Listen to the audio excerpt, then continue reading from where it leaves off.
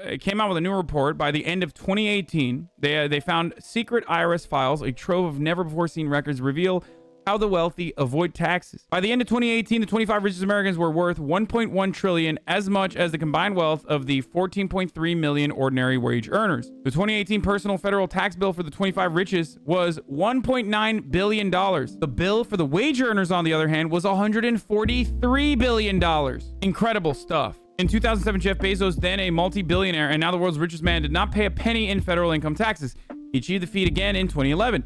2018, Tesla founder Elon Musk, the second richest person in the world, paid no federal income taxes. Now, part of the reason is because all of their assets all of their wealth is tied in assets. So the way to hit these motherfuckers is by taxing capital gains or property taxes, taxing corporations, something that the Biden administration does not want to do, by the way, for the record. Income taxes are not a way that you can tax the wealthy because they don't report straight income. Michael Bloomberg managed to do the same in recent years. Billionaire investor Carl Icahn did it twice. George Soros paid no federal income tax 3 years in a row. ProPublica has obtained a vast trove of Internal Revenue Service data on the tax returns of thousands of the nation's wealthiest people, covering more than 15 years. The data provides an unprecedented look into the financial lives of America's titans, including Warren Buffett, Bill Gates, Rupert Murdoch, and Mark Zuckerberg. It shows not just their income and taxes, but also their investments, stock trades, gambling winnings, and even the results of audits. Taken together, it demolishes a cornerstone myth of the American tax system, that everyone pays their fair share and the richest Americans pay the most. The IRS records show that the wealthiest can, perfectly legally, pay income taxes that are only a tiny fraction of the hundreds of millions, if not billions, their fortunes grow each year. In recent years, the median American household earned about $70,000 annually and paid 14% of federal taxes. The highest income tax rate, 37%, kicked in this year for couples on earnings above $628,300. The confidential tax records obtained by ProPublica show that the ultra-rich effectively sidestep the system. That's why, like, having a top marginal tax rate for income is still not going to end this problem. America's billionaires avail themselves to tax avoidance strategies beyond the reach of ordinary people. Their wealth derives from the skyrocketing value of their assets like stock and property. Those gains are not defined by U.S. laws as taxable income unless and until the billionaires sell. To capture the financial reality of the richest Americans, ProPublica undertook an analysis that has never been done before. We compared how much taxes the 25 richest Americans paid each year to how much Forbes estimated their wealth grew in that same time period. Oh my fucking God. The true tax rate for Warren Buffett was 0.10% from 2014 to 2019. For you, it was 14%. For Jeff Bezos, it was 0.98%. For Michael Bloomberg, it was 1.30%. For Elon Musk, it was 3.27%. No one among the 25 wealthiest avoided as much tax as Buffett, the grandfatherly centibillionaire. That's perhaps surprising given his public stance as an advocate for higher tax for the rich. According to Forbes, his richest rose 24.3. Yeah, keep getting mad at fucking, TikTok Bernie Sanders supporters, dude. Keep getting mad at that, boys. Keep getting mad at Nico Lulz, dude. But don't get mad at these guys. They have philanthropies, so, and also there are jobs creators. You fucking simpleton peasants, you. Oh, yeah, dude. I can't believe, oh, man. Rich leftists, dude. What the fuck? We really gotta stop these rich leftist boys. Woo! I can't believe my 12 favorite streamers decided to move to Texas to avoid income tax, to avoid state taxes. That's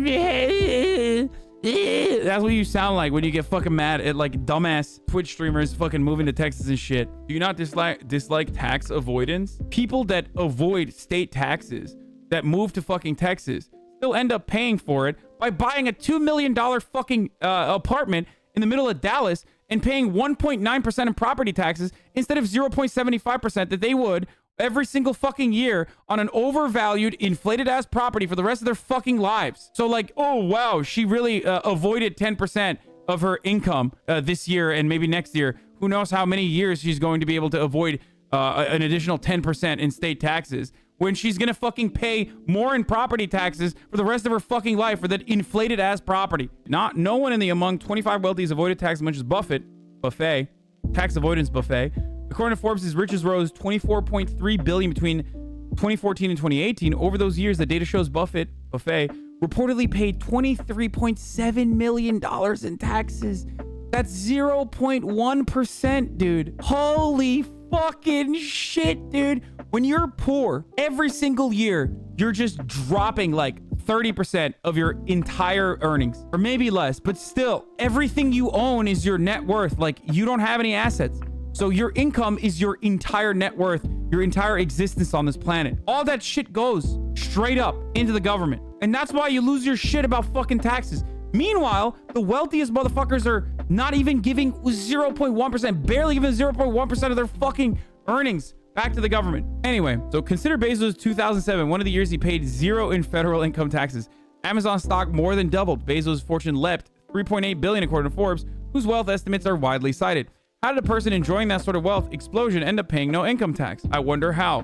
Because they have unlimited funds. Like, they literally have unlimited funds because they have unlimited assets. They could just open up a line of credit like that. Here, give me $7 billion, please. In that year, Bezos, who filed his taxes jointly with his then wife, Mackenzie Scott, reported a paltry for him $46 million in income, largely from the interest and dividend payments on outside investments. He was able to offset every penny he earned with losses from side investments and various deductions like interest expenses on debts and the vague catch-all category of other expenses. In 2001, a year in which his wealth held roughly steady at 18 billion, bad year for Bezos, boys. Bezos filed a tax return reporting money he lost. His income that year was more than offset by investment losses. What's more, because according to the tax law, he made so little, he even claimed and received a $4,000 tax credit for his children. Oh my God, dude. He got a tax credit for his kids, dude. That's awesome. He deserves it.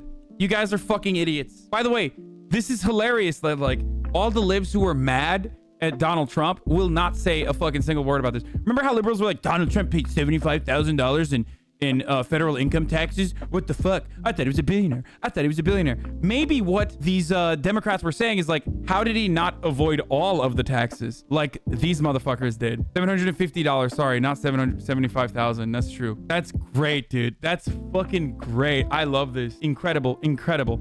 His tax avoidance is even more striking if you examine 2006 to 2018, a period for which ProPublica has complete data.